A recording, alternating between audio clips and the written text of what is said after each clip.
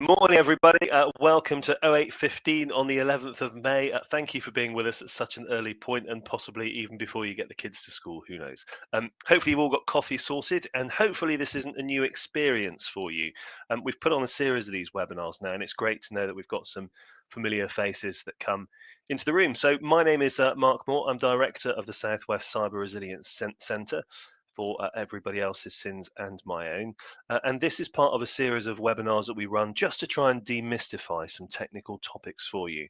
I'm not going to speak for long, you'll be glad to know, but I am going to really briefly just touch on a couple of things about what the Cyber Resilience Centre does and is. If you've not encountered us before, where on earth have you been? Do say hi in the chat bar as well. And if you want to put any questions in there, of course, we'll pick those up at the tail end. We're scheduled for about half an hour this morning. What we do is we deliver a bunch of, yes, webinars, but also free guidance just to try and demystify some of those difficult topics around cybersecurity. We are funded by the Home Office, not for profit, and don't charge for the vast majority of what we do. And we're here for small businesses, charities, and the public sector. So if you sign up on our website, we will send you a bunch of what you need to know, a 12-week bite-sized plan, and some regular updates on things to look out for. So hopefully it keeps you safer. If you need more technical things, we have a student service cyber path offering, and we know some great people that can generally assist. So for people that you know, I hope we can assist. Find out more about us if you haven't already. So there you go. There's the address. I promised I wouldn't monologue, and I shan't. So I am absolutely delighted to welcome to the stage a genuine expert this morning, John Innes, who is the Threat Intelligence Product Director for Crossword Cybersecurity, one of our collaborators. So John, I'll pass over to you, and thank you so much for joining us today. Lovely. Thank you very much, Mark. And good morning, everyone. So I know this is a bite-sized session this morning. So we're going to cover a few things around really kind of like passwords and security. And I'm sure you've probably heard all sorts of guidance around passwords and security, turn on multi-factor authentication, use password safes, things like that. But actually, today I'm going to talk a little bit more about why you should do that rather than how you should do that. I spend a lot of my time working on products that monitor criminal forums and things like that. So we see a lot of interesting data on those forums. And I'm actually going to share that with you today, or some of that with you today, so you can actually fully appreciate why us in the security community keep banging on about multi-factor authentication and unique passwords and things like that. And it will give you a flavor for, I think, why it matters a bit more. So what we're going to do today is we're just going to talk at a very high level about the dark web. Some of you may have used it before, but probably most of you haven't. So I'm just going to kind of talk a little bit about what it is. And then I'm going to talk a little bit about how it was created, how there's something called the onion router, which is fundamentally a piece of software and a mechanism to access the dark web. I'm just going to talk a little bit about how that was created and why it was created. And then we're just going to actually start looking at the ecosystem and some of the faces behind the attacks. So there's been a number of arrests over the last few years, and we've had an opportunity to learn a bit more about some of the characters behind these attacks. And it's quite interesting, I think, some of the profiles. And then we're going to close off with, once again, some security measures that you can take that will hopefully make you far less vulnerable than perhaps other people. And that's the key to all of this, is not being the weakest one in the network. So just a little bit about the dark web. We on news articles and like sensational news feeds and things like that, you hear about the dark web all the time, and it just sounds really sort of mysterious. But what actually is it? So in cybersecurity, we kind of talk about three spaces, I suppose, in terms of where data resides. We talk about the surface web. So this is actually everything that you would use day to day. So this is like, if you Google something and you find results, this is what we consider on the surface web. It's very easy to find. It's kind of totally accessible, and Google can kind of stumble across it in its searches.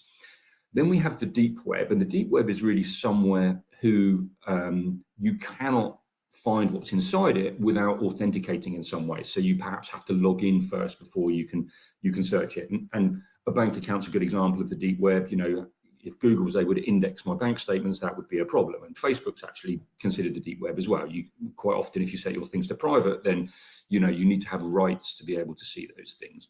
And then we have the dark web, and that requires a special service or a special browser that you launch in order to be able to access certain parts of the internet. So Google can't see them. You can't just go www, something or other.com, because it won't work. You have to install a little bit of software on your computer to be able to access the dark web.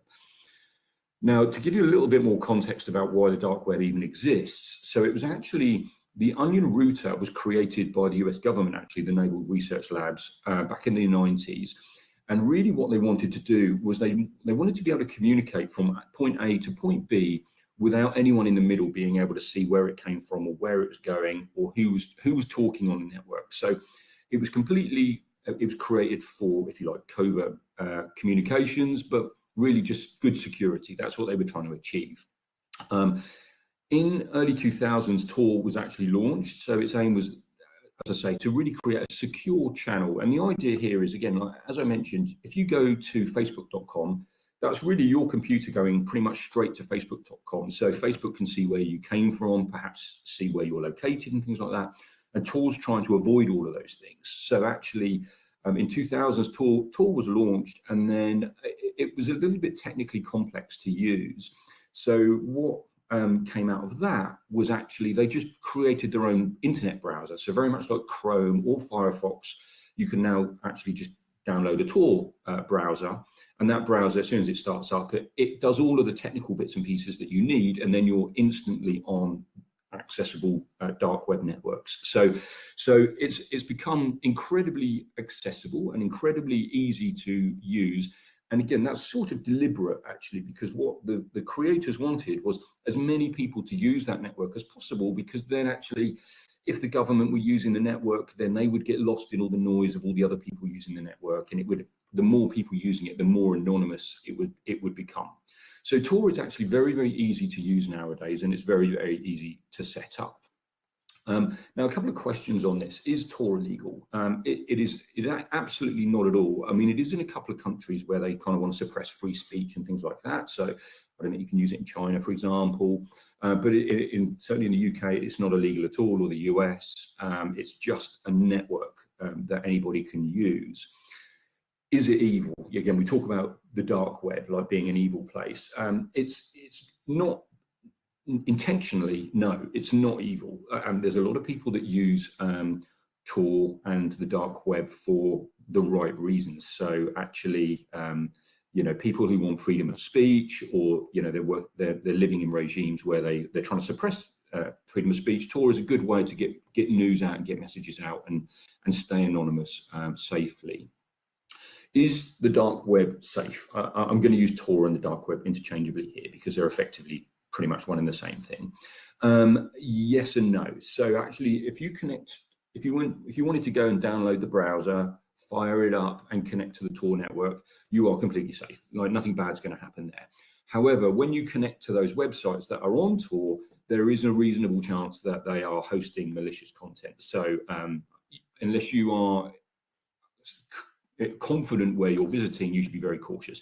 So there are companies like Facebook who have websites on the dark web, and they're obviously completely safe if you trust Facebook. I mean, that's a whole different conversation. But generally the network is safe.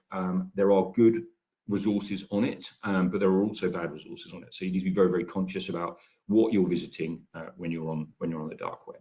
So that's just a little bit about what the dark web is. It's actually, the complexities and the cleverness of it is in hiding people for good intent. The darker side of that is obviously that because people can hide, then they're much more likely to want to use it for criminal activity as well. So where do criminals share your data? We've just been talking about the dark web, and the obvious one is actually dark web forums. So again, if you fire up the Tor browser, and there are, it's quite hard to find some things on the dark web because there isn't really a Google. There is a couple of things, but it's not like you can just Google things, really. A lot of these things are deliberately hidden, and you almost need to know from word of mouth where to go in order to find a forum. But it's great for criminality. So actually, if I want to sell people's data, then setting up a dark web forum is going to keep me safe. It's going to stop law enforcement finding me, and I can sleep easy at night as a criminal. The problem with dark web forums, as I just mentioned, is they're not great for advertising. So, criminals are usually in this for money. If they're stealing data and selling data, they're doing it for money. And dark web forums are not always the best place to do that, actually, because again, they're hard to find and you kind of have to get access to them. It's actually very slow as well. So dark web forums get all the headlines, the dark web, but actually we see more and more criminals moving to what we call the deep web forums. So these are connecting, you can get to these straight from your normal internet connection, but you usually have to log into them first. So this is much quicker, it's much easier for people to find. So the flip side, there's a trade-off. See, even criminals have to trade off security. They're like, do I want complete security or do I want marketing? So they have to kind of balance between whether they want, which one do they want. And actually, usually it will depend on what they're selling as to whether or not they're going to go to the dark web or the deep web. So actually, if they're selling guns, that might be a good place to put that, is on the dark web, because they need absolute privacy. If they actually have a large volume of things to sell, perhaps like drugs or data, then actually a deep web forum might be more attractive to them. The problem with those is that Facebook is indeed on the dark web, thank you. The problem with the deep web forums is that they are less private. So we're seeing more and more law enforcement shutting these things down at the moment. So there's been several high profile ones over the last few weeks. So there was a forum called Raid Forum, which was absolutely massive. And that had been running for a number of years and hosting people's data. Law enforcement managed to identify not only where it's hosted, but who was running it, and they eventually arrested that person and shut down that site. So this was good news.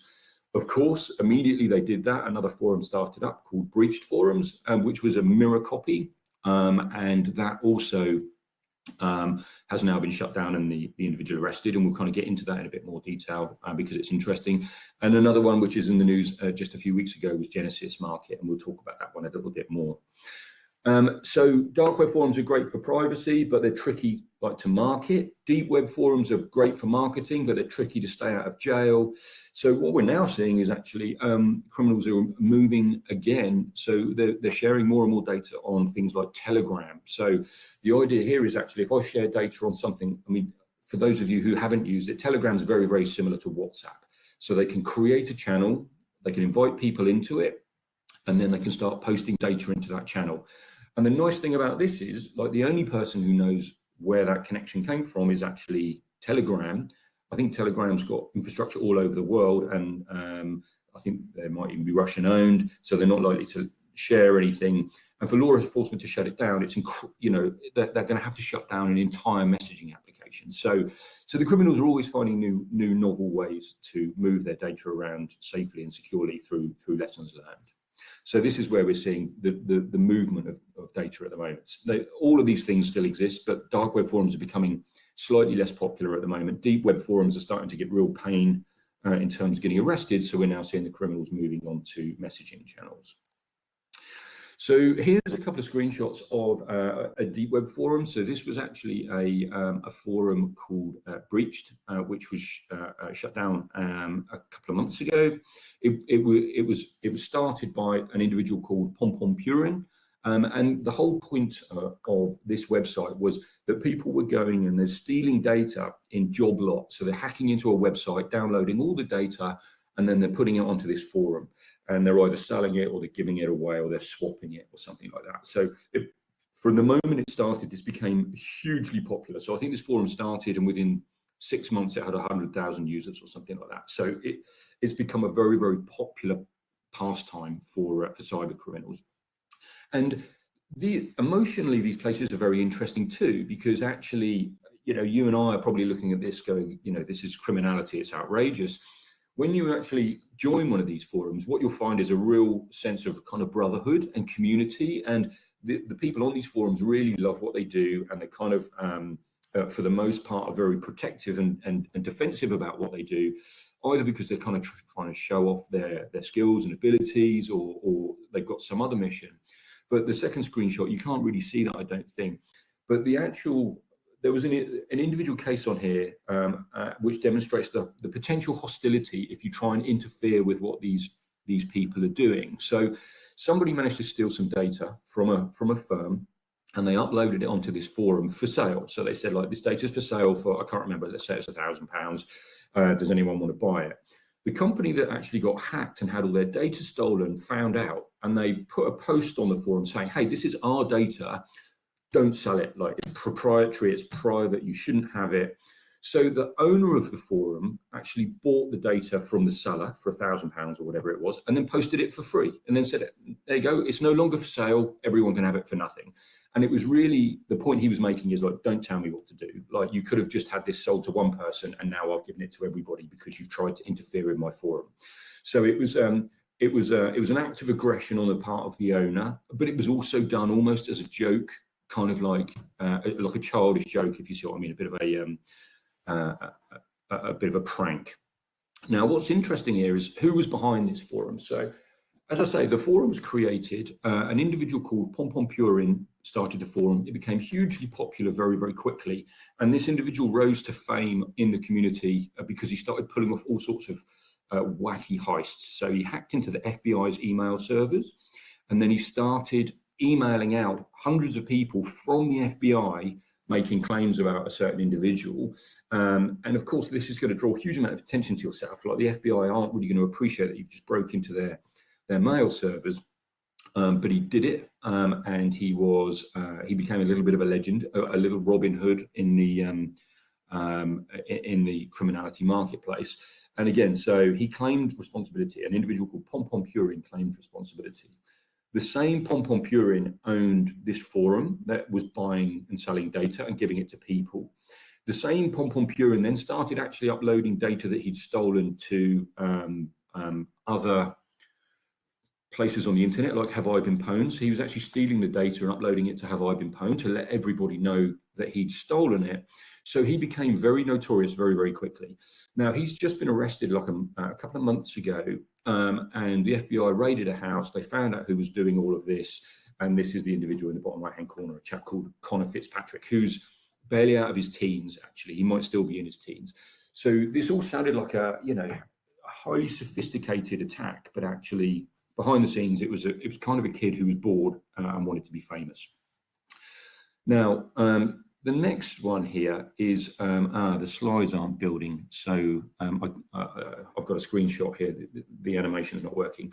So the next one is actually, there was another criminal group called the Dark Overlord, and this group sounded very, very sophisticated. They managed to break into some really big companies, and they started making demands. So this was slightly before the ransomware days. It was blackmail, but it was actually in a different guise. So they actually broke in, just stole data, and then they contacted the company who they stole the data from. They said, either give us money or we're going to release the data to the world. It was a very big company that they did this to, so it was taken pretty seriously. What it actually turned out, once again, the person behind this eventually got identified and arrested. And the person who did this was this chap in the bottom left-hand corner, who you can see, a chap called Nathan Wyatt. He's from the UK, and he actually bought a username and a password from a forum for $10. And then he used that username and password to access a remotely accessible server on this large company. And then once he got into that, he could start rummaging around the networks. And what you're and stealing their data. And what you're seeing here is a screenshot of one of our tools called Trillion, which we built internally. And Trillion's got well over 11 billion usernames and passwords that it's found on these forums so far. And on the end of the slides, there's a little link. If you want to search yourself in there, then we've got a link for you to enable you to be able to do that. But, to sort of sum up what I've just said. So these usernames and passwords are actually being stolen from websites. So there's this entire community that are really having a great deal of fun breaking into websites like LinkedIn has been compromised in the past. They managed to break in, steal all of the data from LinkedIn, and then upload it to one of these forums. And the reason why security practitioners like myself and Mark keep banging on about, like, don't reuse passwords, is because the passwords that people were using on LinkedIn were then visible to attackers, and they also had your email addresses, so they can kind of go, oh, John at crosswordcybersecurity.com with a password, a pencil, that's interesting. Let's try that on Office 365 and see if it works. And if you're using the same password over and over again, then criminals are able to now see what those are and then try and attack different systems with them. And as I mentioned here, we've got well over 11 billion usernames and passwords in Trillion right now. And there are only 8 billion people on the planet. So there are enough usernames and passwords to affect every single one of us, potentially in some way or another. Okay, now breaking into websites is a highly popular sport in the criminal underworld, and that's what we've been talking about up to now, trying to break into somewhere like LinkedIn, download the data, and then share it with their peers. But the attackers always move on. Again, we saw that with where they're sharing the data. So they've gone from the dark web to the deep web to Telegram. They're always evolving, and they're also evolving with these credential attacks as well. So somebody figured out a little while ago, quite some time ago actually, that another good place to get passwords from is your computers. So actually, if they can convince you somehow to download a piece of malware, then there's a new piece of malware now called stealers. And what the job of these stealers is to try and rummage around on your computer looking for specifically interesting usernames and passwords and credit card numbers and things like that. And one of the places they like getting those from is the browser, actually. So browser security is pretty good. It gives you the opportunity to save your usernames and passwords in the browser. That's great. But what the malware is now being able to do is act as you. So actually it'll affect your computer. It will actually be John who's talking to the browser as far as the malware is concerned, or as far as the browser is concerned. And then it can start going, okay, what was the username and password I saved for Amazon? What was the username and password I saved for Office 365? And it's starting to being able to pull that information out of browsers as well now. So this is the next kind of evolution of how they're trying to steal usernames and passwords. And once again, so this is why we encourage you to use password vaults, because actually password vaults are designed by their very nature to be very, very secure, keep all your passwords in one place, keep them random, and actually the malware can't access the password vault. And that's why, again, we as a security community are so keen on password vaults. And just talking a little bit more about another market which got shut down just beginning of April, I think it was. Again, just to give you a flavour of what we're up against as an internet community. So there was a marketplace called the Genesis Market, shut down about a month ago. And again, these guys took the attack to another level. So if I try and log into Office 365, for example, and I put my username and password in, behind the scenes, Office 365 is doing all sorts of other checks. It's actually saying, is this the same IP address that John usually uses? He's using Chrome right now. Does he usually use Chrome, or does he usually use Firefox? What's his screen resolution set to now? Is it different to what it was last time he logged in? So the username and the password are some of the kind of core elements to let you into the browser, into the website. But behind the scenes, a lot of websites are doing other clever checks as well to make sure that you are who you say you are. So the Genesis Market figured this out as well. So what they managed to do was build, again, this technology which would actually identify all of those other characteristics of your computer as well. So actually, okay, John's username for Amazon is john@hotmail.com, and his password is pencil, but also his IP address is this, his operating system is this, his browser that he's using is this, his IP address is this, his resolution is this. And so they actually captured all of this information into a bundle, and then they were selling those for like $1. So actually, who wants to buy John's username and passwords and all of his computer characteristics for $1? And not only could you download it for $1, it would give you a plugin, so you could just install it on your computer, and it would, as an attacker, it would suddenly make your computer appear identical to mine. So then all of those fraud checks no longer work again. So again, this is just an example again of how sophisticated this is becoming. And one of the consequences of this, we think, is actually this is quite often how ransomware is happening. So actually, username passwords, very boring, like, we're talking about them all the time. But actually, if someone can get a foothold into your network, even if it's as a very low privileged user, they can then spend time there. They can start emailing other people. They can start figuring out how things are connected. They can spend months doing that.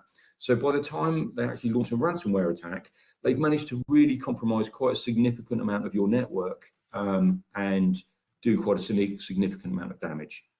So this is, while these usernames and passwords sound very boring and that, security people keep banging on about them, they are the easiest way into the network to do the most amount of damage.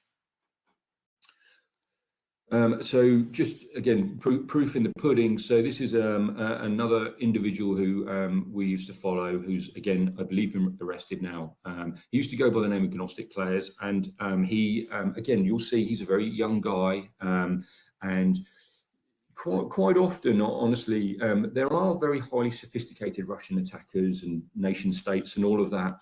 But they're typically going after the major targets. They're typically going after like banks, large cryptocurrency halls, industrial systems. They're not going to worry particularly about a small company unless you're doing something very, very sensitive, like, you know, you've got a PR relationship with the Prime Minister or something. They're not going to worry about you. If you're just kind of selling cookies or, like, you know, running a small insurance firm, they're probably not going to worry about you. But lesser criminals will, and they're really just trying to go after the easiest targets. And this individual here, as I say, he's going by the name of Gnostic Players. Interesting chap.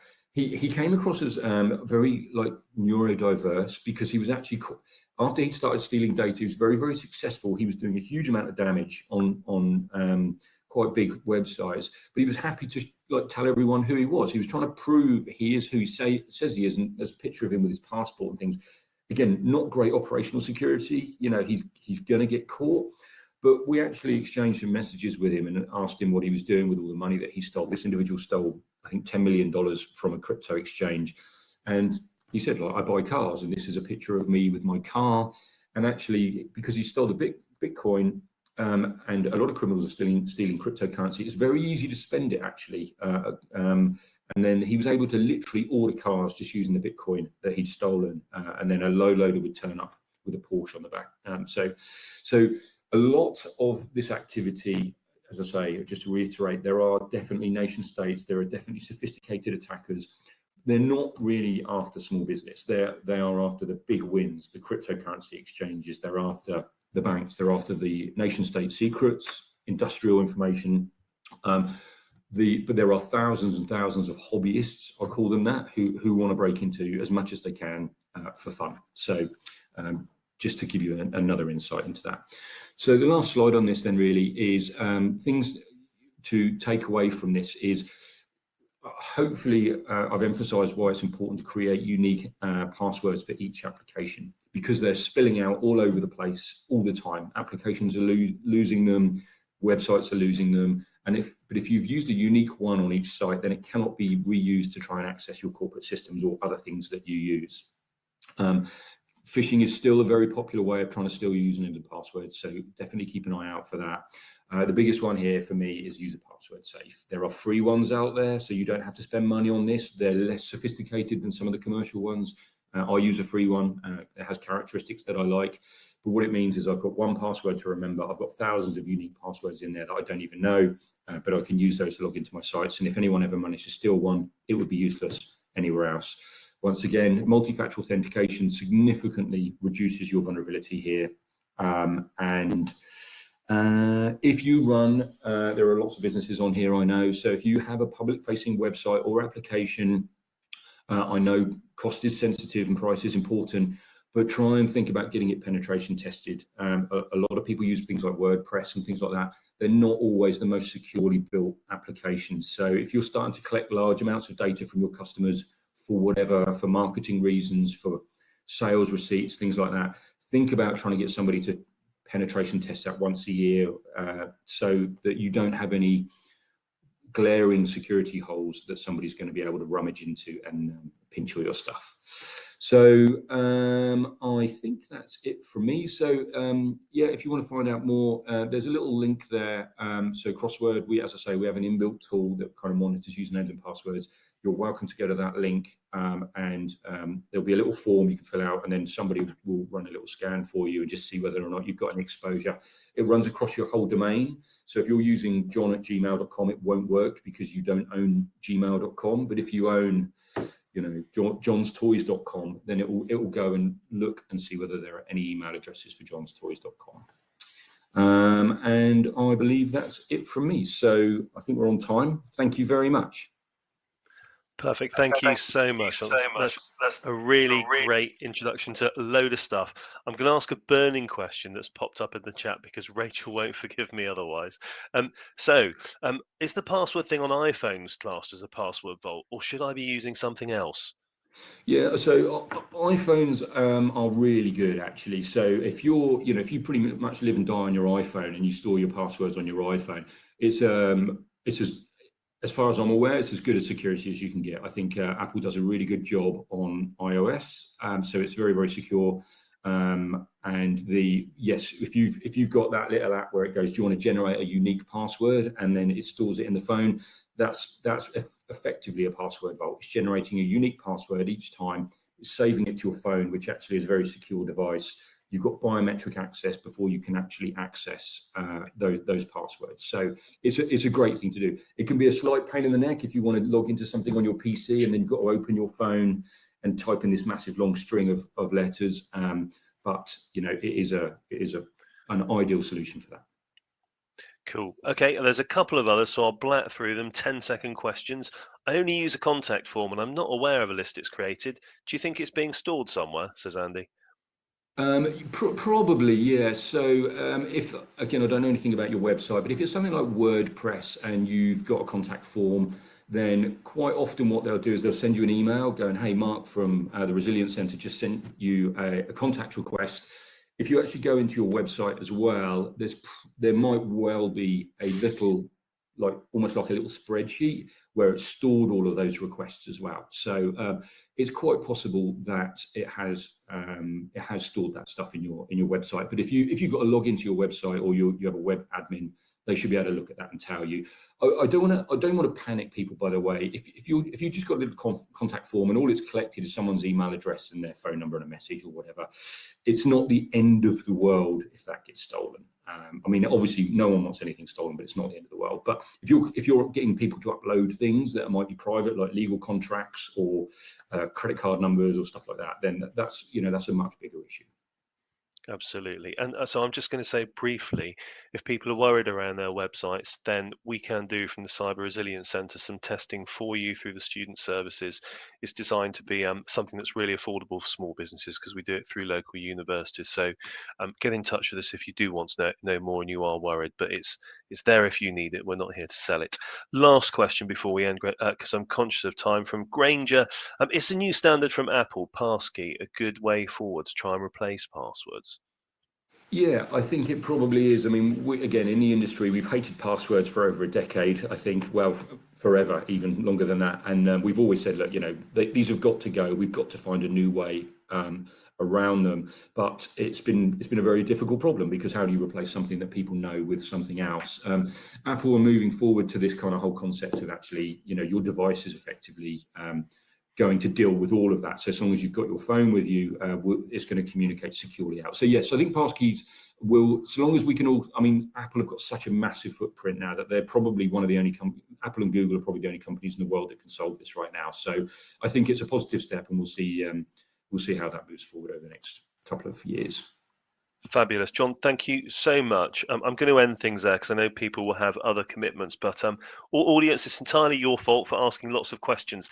I'm just going to end by saying, as John mentioned, so there is actually a product on our website which Crossword have very kindly provided free for Southwest Cyber Resilience Centre users. The link is on the slide. It's Trillion, so it'll give you sight of not just your own password compromises, but those from your team. So it's really worth taking a look at. There isn't a catch for that, and we're grateful to them for providing it. Hope you found today to be useful. Please join us at a next one. It's always great to see you. And John, thank you again for sharing your expertise. We're really grateful.